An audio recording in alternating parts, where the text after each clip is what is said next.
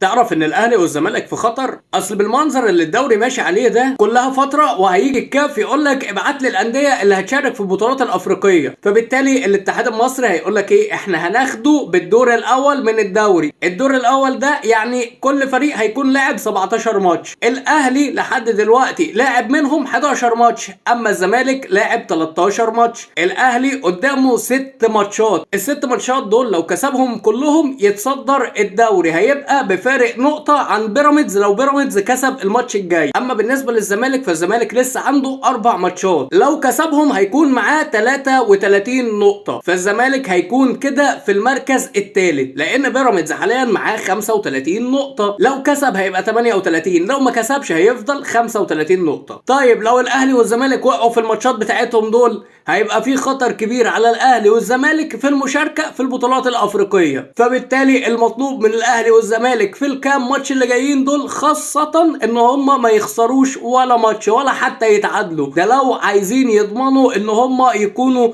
في صدارة الدوري او بالمعنى الحرفي في مربع الذهب عشان البطولات الافريقية. فتفتكر بقى الاهلي والزمالك مش هيخسروا ومش هيتعادلوا وهيكسبوا ماتشاتهم اللي جاية دي كلها؟ قول لي في الكومنتات.